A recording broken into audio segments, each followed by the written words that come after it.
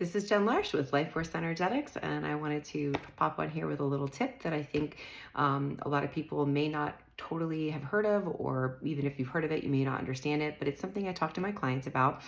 And it really is about, obviously we talk a lot about what you're eating, right? Everyone always says you are what you eat, but there's actually also something to be said about how you eat.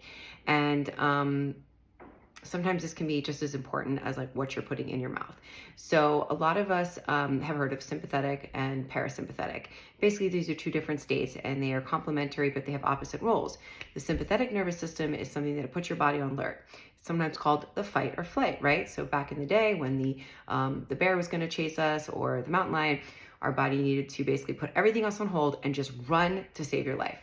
And then on the opposite side, when you were able to get away from the bear or the mountain lion, your body would then switch into the parasympathetic state, which allows your body to basically go back into the normal processes. So being able to digest, being able to, that's why they call it the rest and digest. So being able to come out of that fight or flight, your hormones change and you can be relaxed. You can, think more clearly. You're not running for your life anymore. So what is interesting about eating in a parasympathetic state versus a sympathetic state is that when your body is in fight or flight, it cannot actually digest your food properly. So in order for you to actually be able to digest your food and then your nutrients to be taken up into the cells, toxins to be able to be taken out through the lymphatic system and the elimination pathways, you need to make sure that your body is in a rest and digest state when you're eating so that that can actually function properly. So a couple different things that you can do to allow your body to get into the rest and digest is before you eat, you can switch your body by going and giving gratitude. So this could be a prayer. This could be, just saying, I'm so grateful for the hands that prepared this food. I'm grateful for the fact that I have good food, that I can sit here and quietly enjoy my meal, but it's gratitude, right? That's like the number one thing.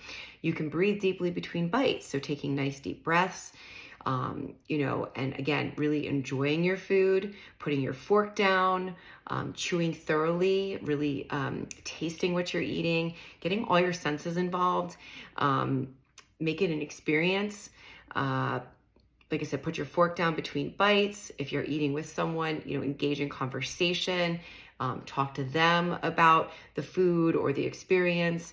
And then you could do some things like light candles, maybe if there's a scent that you really like that you enjoy, have good cutlery, or I know sometimes people like to put out nicer, china or nice glasses.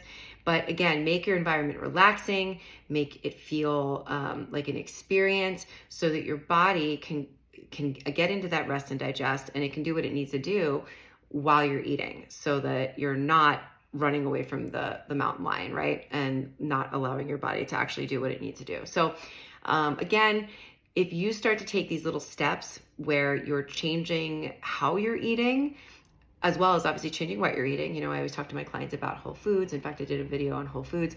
But if you actually also change how you're eating and make it an experience so your body can feel relaxed and be able to turn on the digestion, you're going to actually get a lot more out of your food. You will have less stored as fat, and overall, you're going to feel better. So I hope this helps. And once again, Jen Larsh with Life Force Energetics. I help you take the guesswork out of your health so you can live a long, amazing life, spending time with the people that you love the most. Have a great day.